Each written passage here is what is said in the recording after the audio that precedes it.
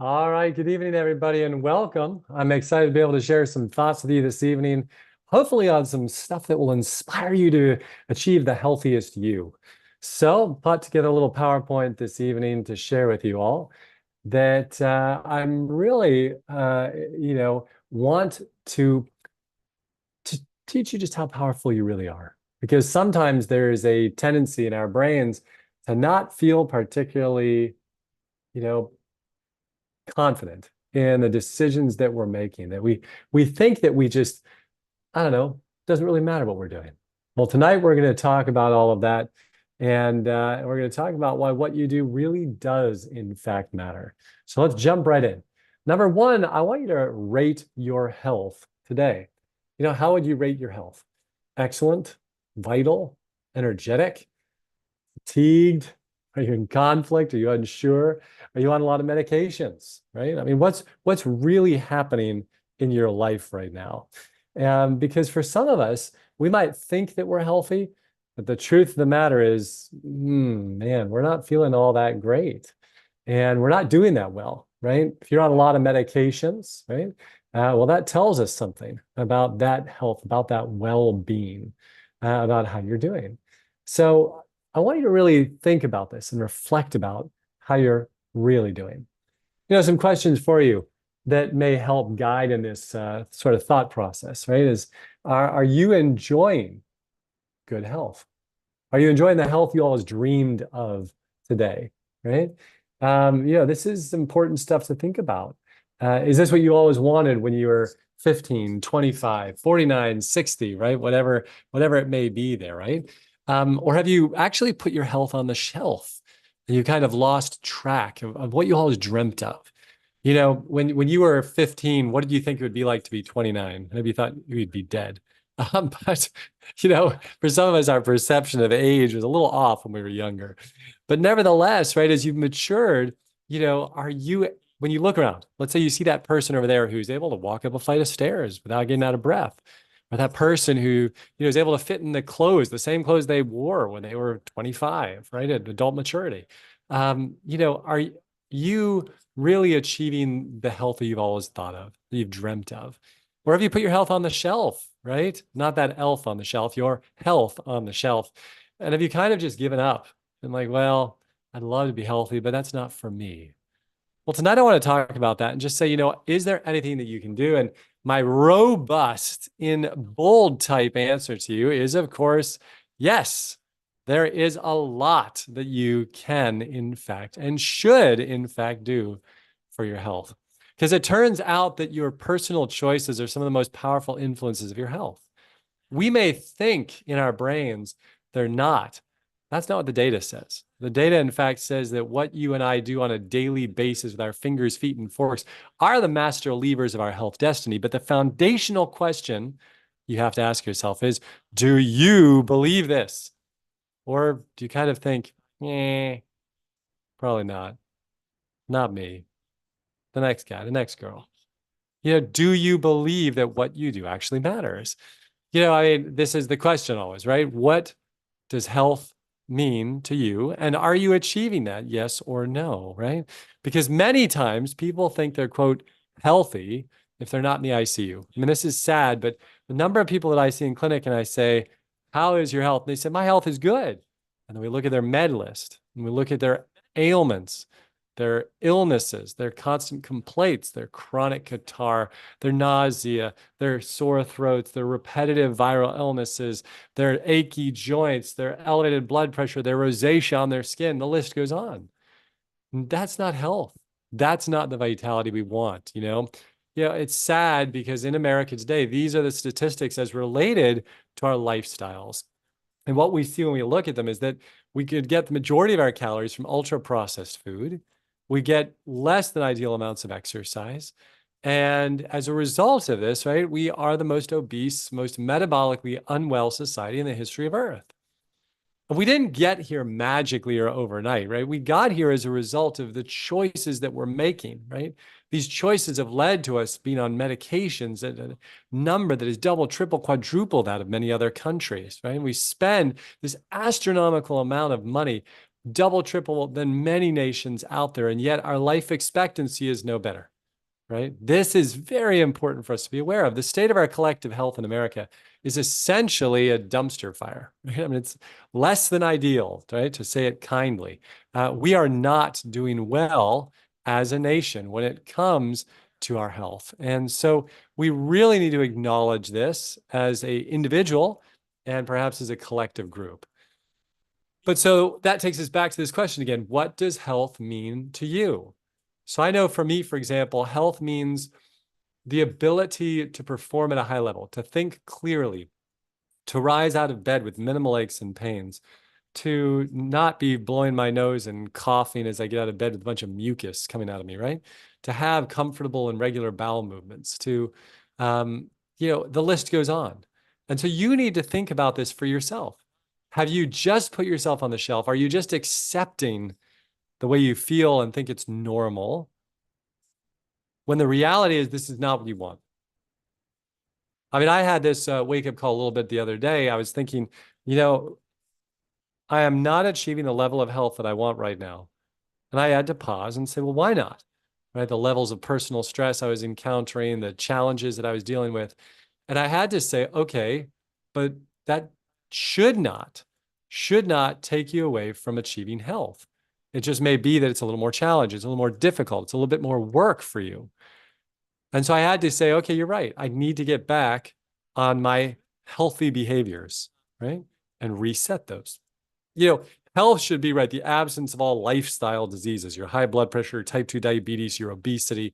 Not right. It should be a healthy BMI and waist hip circumference. You should have basic labs that are all in the normal range. You should have these comfortable bowel function urination, minimal joint pain, relatively clean skin, with rare exception, sleeping well, waking rested, able to care for yourself and your friends, able to have adventures, participating in work and play as desired, with no addictions and no uses of toxic substances. This would be a healthy, vital life.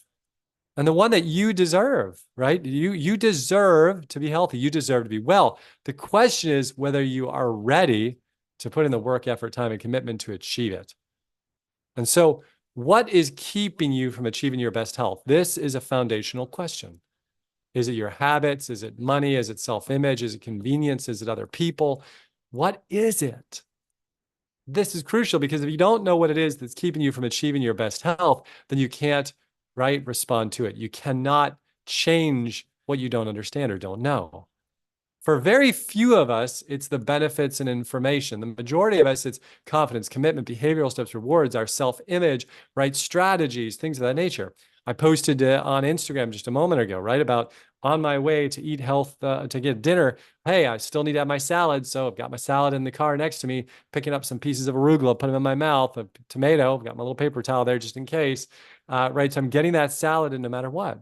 I'm acknowledging there are some obstacles and I'm engaging in strategies to help me gain confidence and to then celebrate, right? Recognizing that I feel confident I can do. If knowledge is limiting you, more reading, more watching, more listening. If time is it, well, opportunity cost. You've got to pay the piper somewhere. Either you're going to put the time and effort in now, or you will go to the doctor's office a lot more. If it's finances, well, hey, maybe you don't need to eat that whole paycheck healthy living.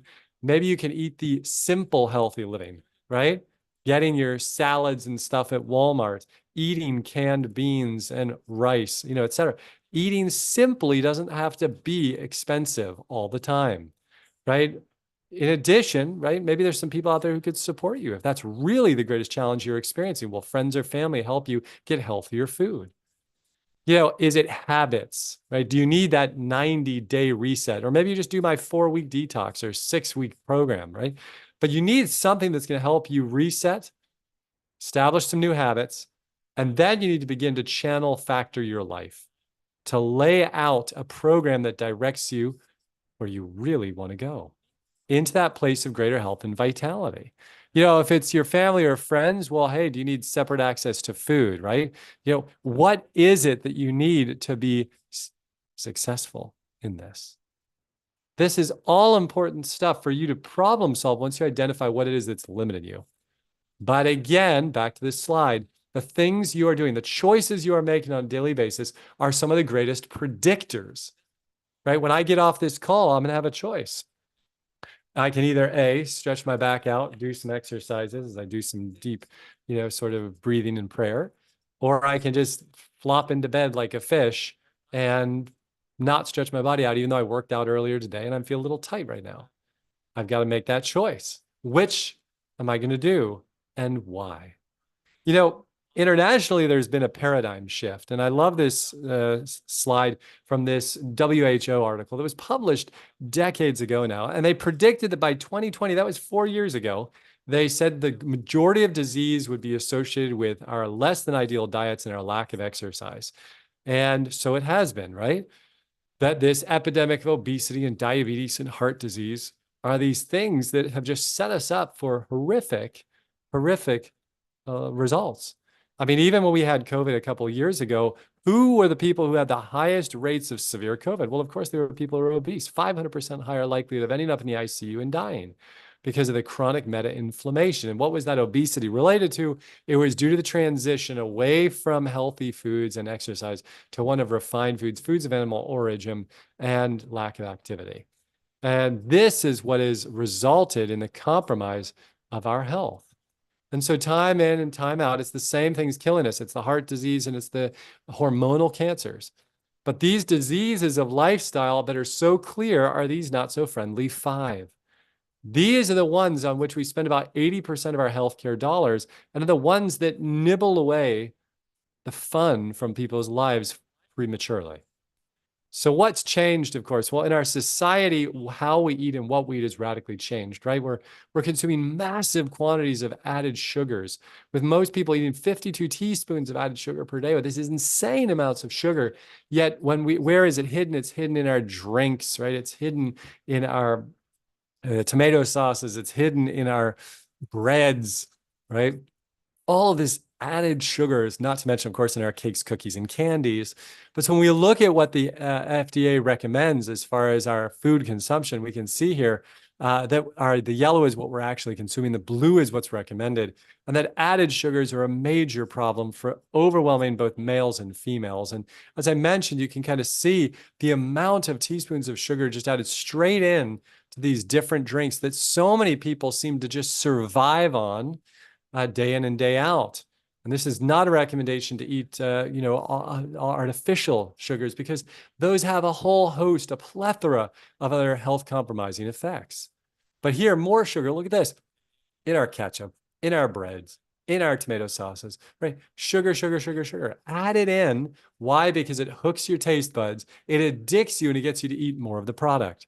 An ideal, of course, is they combine salt, sugar, and refined flour. And now we're really in trouble, right? Now we're consuming, right, these food-like substances of abuse that are intended to addict us, right, and get us coming back for more. Unfortunately, many times, fruit and fruit juices are described as being the problem. Yet the data says absolutely not. This is not the problem. Fruit and fruit juices are in no way the problem. With, you can see, fewer than 1% of calories consumed on average in America coming from these sources. So this is not our problem. It is not the fruit. In fact, all the data points say the more fruit consumed, the lower the rates of sugar-related diseases, quote unquote, type 2 diabetes, obesity, etc. So you consuming more delicious peaches, nectarines, and pears throughout this time of year is not what is causing obesity or your type 2 diabetes, but rather these foods are loaded with polyphenols and other micronutrients that reduce your risk of these diseases and decrease inflammation at the cellular level. Now, salt, right? What an addictive substance. We know this, and yet we are getting massive quantities of salt, with about 90% of American adults getting more than the upper tolerable limit of salt. Remember, we're recommended at 1,500 to 2,300, depending upon some of the research you look at, et cetera. We do not want to be above that. And 70+% of the salt we consume is from processed and prepared foods. So it's not what you add at the table. Now, I want to flip that for a moment. A great place that salt can be used, of course, is an individual who lacks appetite, right? Someone who is struggling to eat enough food. A little bit of carefully placed salt can be very effective, but ideally sprinkled on the unsalted food at the table or spritzed on as a little soy sauce right as the person's about to consume the food. So there is salt on the food, not necessarily tons of salt in the food. Because we are, on average, throughout America, both males and females, consuming too much salt. And the salt, of course, causes fluid retention, elevated blood pressure, increased appetite, and damage to our blood vessels, among other problems. But the salt is not only in the things that we consider salty, like our potato chips, but also, of course, within things that are sweet, that are loaded with sugar. The bread, for example, where they're just laden with salt. You can see pretty much the same amounts, whether in the bag of the chips, where the salt is on the outside, or the bread where the salt is mixed inside. And so this is problematic. Things that come in boxes, bags, and cans become a problem for us. We are consuming these food-like substances, these products, and they prompt us to eat more than we need. And as a result, we increase our weight gain and other problems. Eating out is especially problematic today. So if you go, for example, and get your average Joe's meal, Chick-fil-A, Wendy's, and Chipotle, you can see we're only getting 1,800 calories, right? With the recommended being around 2,000 calories per day. You're not even above that, but it is the amount of cholesterol, the amount of salt, the sodium you can see there, that's circled, that are so problematic, among other things that are obviously in these foods. If we're looking to be below 1,500 milligrams today, in one day, well, golly, even one Chipotle beef burrito immediately put you well above that and at high risk. Eating out at higher end places like Panera, Olive Garden, Seasons 52, excuse me, yawn there, also put us at a very high level. And you can see it here, 4,670 milligrams of sodium. So problematic, right? Once again, with the amount of salt that we get, not to mention the elevated quantity of cholesterol in these foods. If you think we'd like to be less than 200 milligrams a day, according to the American Heart Association, well, here we are at 485. Now, I recommend zero cholesterol consumption, right? Would be ideal for your heart. And that's why eating a plant-based program is so effective. One of the many reasons, right, for heart disease, because the cholesterol is low, saturated fat on average is low, and all these other inflammatory molecules are lower. Now, let's say you ate just a very vibrant, colorful, fiber-rich program. Here, you can see we only get a small amount of salt, and that's in the canned beans and a little bit of the spritz of soy sauce used on the tofu and a little bit in the hummus there. And yet we're eating about the same amount of calories and a much healthier dynamic here with no cholesterol, with large quantities of fiber, a much healthier program for your body overall. Now, added fats likewise were above the recommended, and these added fats, of course, are just pure calories, pure fat. And so we tend to gain weight. And the calorie density of foods is perhaps the most effective way to keep your waistline at a healthy place. I was chatting with somebody today and they said, "Oh, you're a plant-based advocate, aren't you?" And I said, I am. And we had just talked about their goals of weight loss. And it was a great opportunity to remind them that when you eat in the green, right? This great slide by Jeff Novick, the vegetables, the fruits, the unrefined complex carbohydrates, so like our sweet potatoes, our quinoa, our amaranth, what you notice is the calorie density is so low as compared to if you're eating into the orange and red. Now the calorie density much higher. Here, 1 tablespoon of olive oil equals 5 large tomatoes. That's 125 calories per tablespoon of olive oil. And again, 3 tablespoons equals the same amount of calories as an entire pineapple.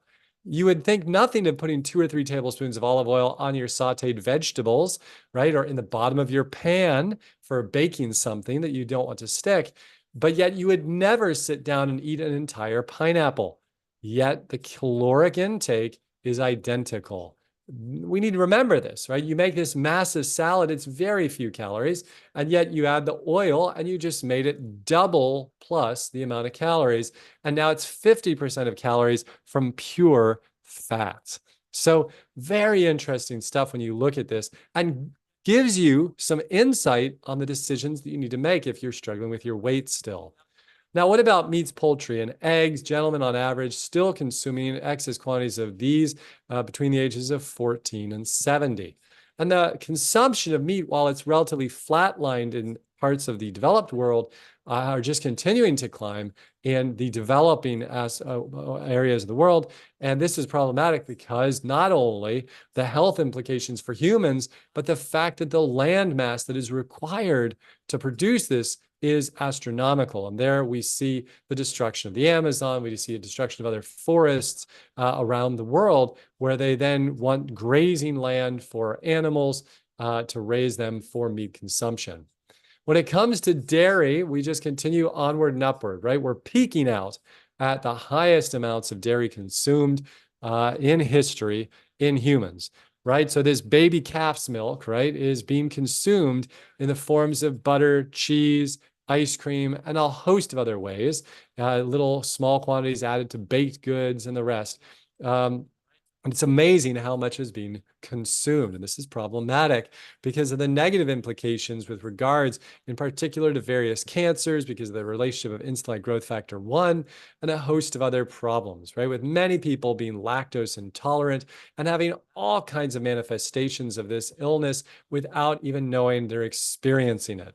Unfortunately, when it comes to fruits and vegetables, we are bombing this and doing horribly with our consumption, with the amount that we're consuming of these fruits and vegetables. So this is an area that we all stand to improve on, because when we look by USDA data showing us that 50% of calories are coming from added fat, oil, and processed flour. So it's just crazy to think of that, right? And when you stop and break it down, it makes sense. These are the very calorically dense foods that have been fed to us. And as a result, we're getting tons of calories. I mean, think about just making a sandwich, right? Even if you make a healthy sandwich with some hummus on there and chopped up sliced veggies and so on and so forth, 50% or more of your calories are still just from the bread, right? So from the processed flour. And, while this is great if you're a very healthy, active individual, for the majority of us who are spending our lives sitting for prolonged periods in front of the computer, in front of the television, on our way to work and back, et cetera, it's not excess calories that we're needing. It is fewer calories that we require for our general health, for our general well-being. And we need more of those fruits and vegetables to reduce inflammation. So what do we know, right? We in America eat more, move less, and as a result, we have some of the highest rates of these cardiometabolic diseases ever in the history of the world. So some simple truths that I want to just remind you of, right? Number one is that health comes from healthy living. Number one. Number two, to be healthy, you have to be different than most Americans. And number three, knowing is not enough. Knowing is not enough, right? This is absolutely crucial. And by the way, those of you out there watching, please make sure you share quickly. Tell your friends and family to come watch with us, right? The more I'm doing this, as you know, to share the message, I'm not here to sell anything. So the more people that can watch this, hopefully, the more lives we can inspire and change for good. So knowing is not enough, right? I love this quote by Leonardo da Vinci always. I've been impressed with the urgency of doing. Knowing is not enough. Being willing is not enough. We must do. And how true this is, because how many of us know, we just intuitively know, or we've heard it for decades, that eating more salad is good for us. We don't need to know that again. We don't need to be told that again. We know it. But what we need to do is problem solve why that salad's not getting into our mouths and down our gullet. Is it we don't have salad in the house? Is it we haven't found a green that we actually enjoy? Is it that we don't like preparing it? Is it that we keep forgetting? What is it, right? We need to problem solve this so we actually get the knowledge turned into action. And that's what I want for all of you. And that's why I'm here this evening to chat. So here we are back to this question. What does health mean to you? You should write this down perhaps later as you think about this. And number two, are you willing and ready to change your behaviors in order to help you achieve a healthier you? To help you in this process, I want to offer 5 simple strategies for health success. Number one, I want you to begin to be a CEO. No longer a leaf blown in the wind. No, I want you to be a CEO. I was chatting with a patient the other day in clinic, and I said, you know what? Imagine you're the CEO of a big company that has multiple locations and hundreds of employees. If you're a good CEO, you've got your finger on the pulse of that company. You know the ins, the outs, the earnings, the expenses, and you're able to say, here's where we can improve. And here's the plan for the first quarter, second quarter, third quarter, et cetera. And you're laying this all out. Do you need to let some people go? Well, this is the same for you. You need to no longer just live in this place of feelings of being blown this way and that, and look in the mirror, looking at photos of yourself. Oh, I used to be blank, et cetera. No, that's not it anymore, right? The CEO can't just sit there looking at old, clippings of how like their company, had over 100 locations and all these workers and happy people everywhere, et cetera. If the company's now tanking, right? Looking at those photos ain't going to help unless it just reveals something that they need to change to then achieve the goals, right? To get back to that place. And so you need to come up, look at yourself in the mirror with objective reality and say, here's where I'm doing well, here's where I'm blowing it, and here's how I can improve. And be a CEO, right? I mean, I did that for myself the other day. Hey, you're not doing enough exercise. You're not doing your morning and evening stretches. You've slacked off on some of your prayer time, so on and so forth, right? You're not getting enough salad. Go buy some more greens. Yeah. This is crucial. You've got to acknowledge this in the reality, not in just kind of feeling, oh man, I want to be healthy. Dr. Esser really inspired me. I want to be healthier. Well, no. You've got to do, right? The feelings are great, but they're not the doing. And that's what we need, right? You need to be the chief executive officer of your own health company. So how do you do this, right? How do you know what's going on in your company? You need to know your stats, your weight, your waist hip circumference, the basic metabolic rate, your blood pressure, your blood sugars. All of these things are valuable. Heck, I'd even encourage you to track some of what you're eating every day for like a week or two, right? I mean, something like myfitnesspal.com is free, right? There are all kinds of apps that are free as well. But you just do that on the internet. You take a photo of everything you eat throughout the day, and at night, put it in. Everything you eat or drink, put it in there. Don't even change anything. And you might be surprised. You might go, oh, whoa, I didn't realize I was getting that much fat or so that many calories or that much cholesterol or whatever. But it'll give you information to allow you to then make informed decisions, right? I mean, if you just look at your calorie and, overall nutrient intake and you go, whoa, that doesn't look healthy. Well, at least now you know that. Versus being able to fake yourself out because you had a little piece of iceberg lettuce yesterday. And you say, oh, I had some salad, right? And then how are you moving too, right? Because we know that the 2 big pillars of health are going to be your food and your movement. Now we can also get into the next level of stuff, right? Your sleep habits, your emotions, these are valuable too. But start with some basics, right? Perhaps your eating and your movement. Number 2, set some tangible goals, right? When it comes to the nutrition, maybe you say, I'm going to have 2 salads a day. Maybe it's not even salads. Maybe it's one is a salad and one is a smoothie that you've added some spinach or kale or the rest in there. And maybe the other is, you're having some steamed broccoli on the side with your sandwich, right? At least, okay, we're starting to get some more greens in.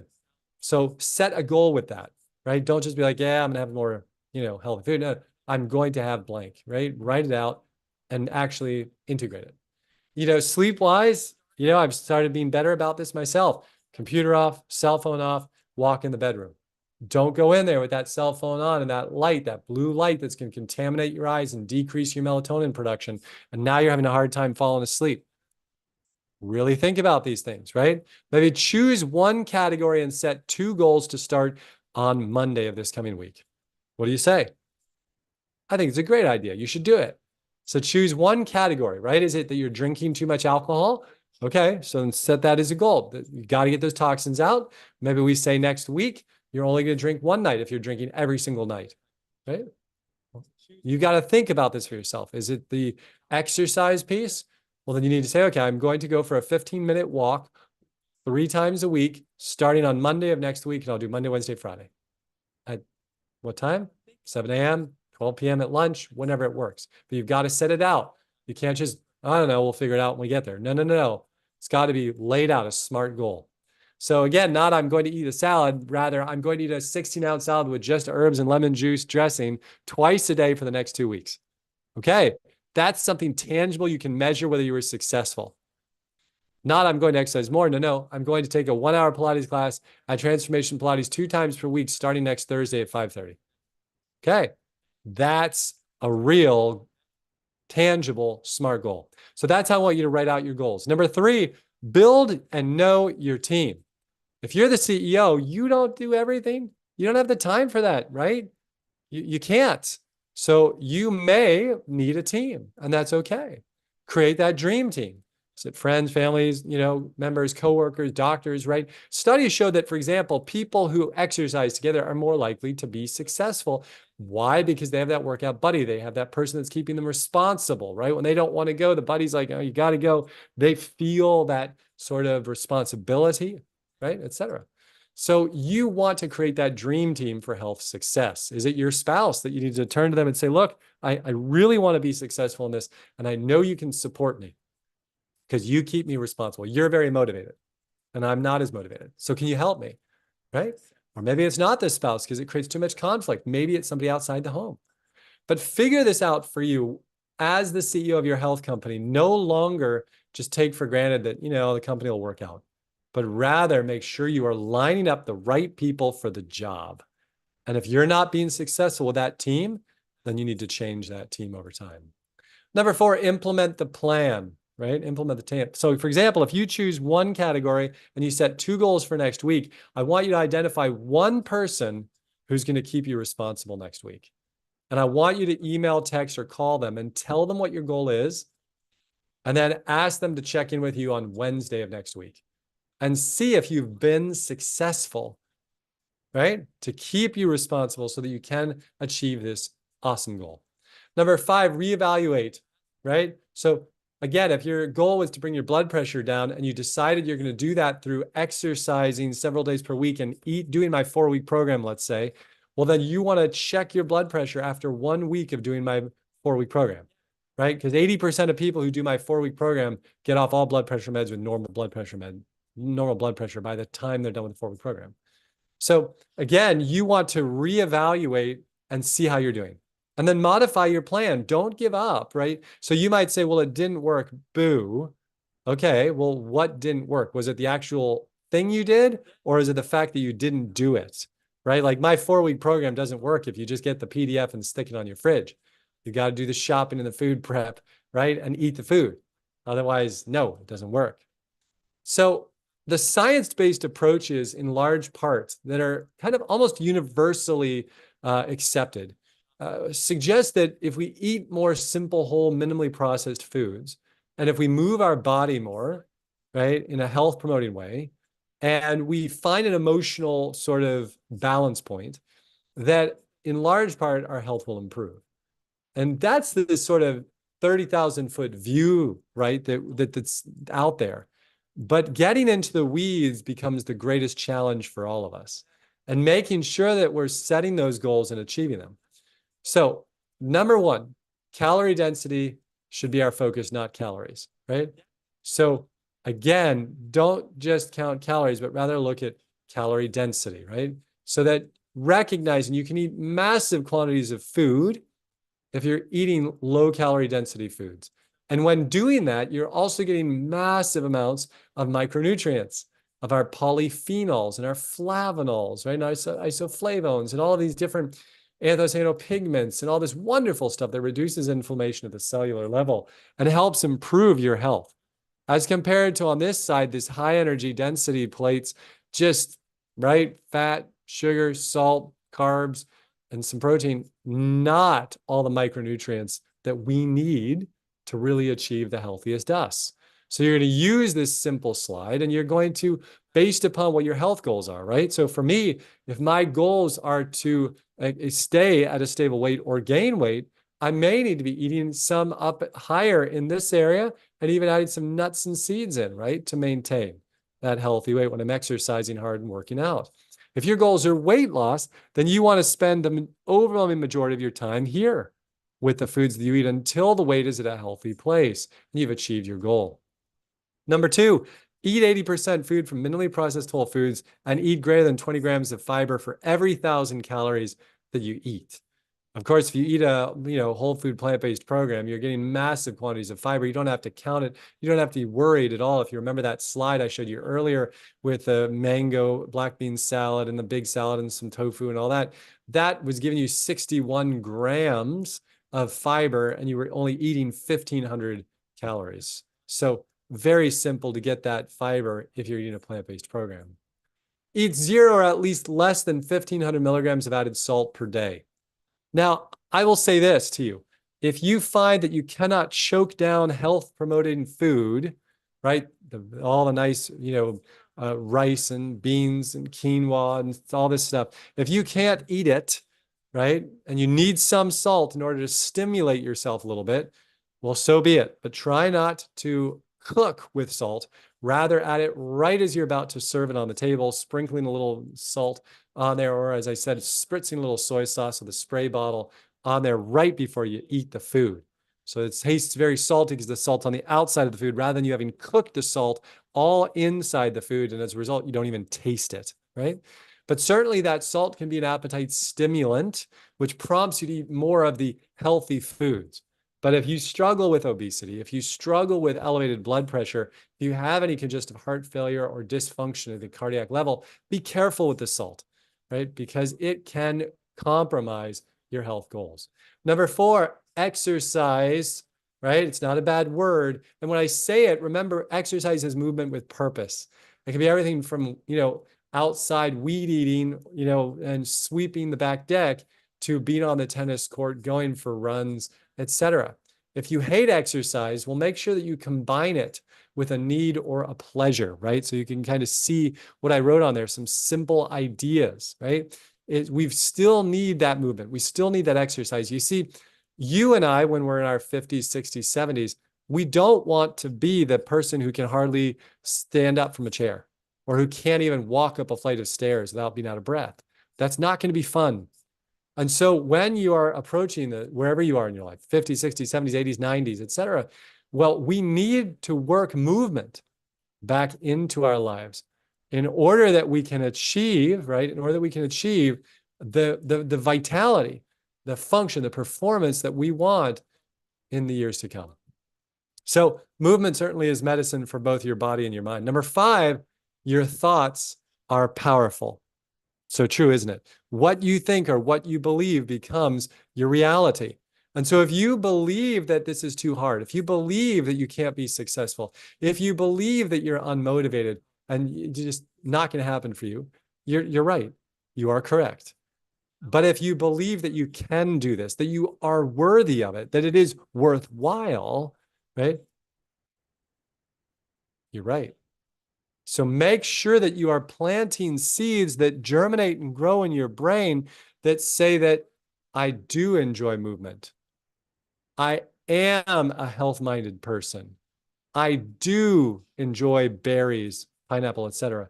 Even if you don't want to be sitting there going, yeah, but I'd rather have strawberry ice cream than eat strawberries. See, that's not the healthy way of thinking. And all it does is validate that you're human and that you like dopamine and you like to feel good in the moment. That's normal. We all do. Nothing special there. But what you want to do is plant the seeds that promote your health so that you're saying, I enjoy strawberries. They are so juicy and fresh. That's a great way of talking. That encourages you to crave the strawberries, right? Because how you talk about these things prompts you to want more of them. You need to channel factor your life, don't you, right? So I love this concept, right? That a river flows a certain direction because the things in front and around it are bigger than the power of the water. And as a result, the river flows that way. You need to put things into your life that get you moving in that direction of health that you want. right? Whether it be only healthy food in the house, whether it be signing up for a gym membership and a personal trainer who's going to meet you once every 2 weeks. So you have to be there, so on and so forth, right? You get the idea. But setting your life up in such a way that it channels you to success, right? If you work on the other side of town and there's a high school that you're passing on the way home, you need to always pack your shoes and to change your clothes so that you could go walk on the track at the high school before you come home. Because otherwise you're going to come home exhausted, throw your stuff down after a long drive, drop on the couch, and start watching TV. Not okay. And as a result, you do not achieve who and what you want to be. So mind your thoughts and your words, as they say, right? So words like good and bad should be excluded from your conversation, and rather words like health promoting and health compromising should be used in replacement. A thought exercise, right? I want you to do this for me because this is such a valuable and worthwhile thought experiment. It's good to like close your eyes and visualize yourself, right? Visualize yourself. Who are you? What do you look like? What do you care about? What are you motivated for, et cetera? And what would happen if you redefined yourself as a health-minded person? What would happen, right? How would your life change? So you're sitting there in the supermarket, you're about to pick something up and put it in your basket. Well, if you just are a health-minded person, would you pick that up? Would you put that in your basket? Or would you be in the next aisle over or in the produce section grabbing something? This is very important because how we define ourselves radically influences our behaviors. So redefining yourself as a health-minded, right, or somebody who prioritizes health is a very valuable thing to do.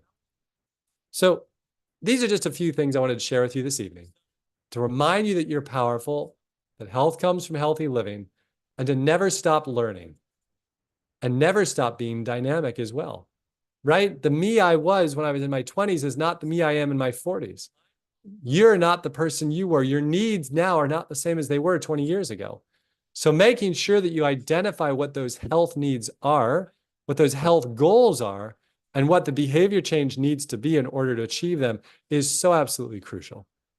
So with that, I'm going to close this evening. For those of you on YouTube, I'm going to, if you have any specific questions, please feel free to drop them in the box there.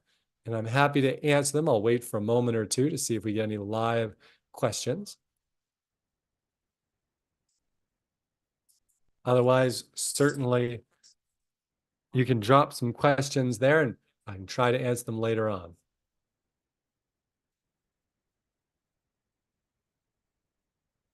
My pleasure, Mr. Jones. It's always good to be here with you all.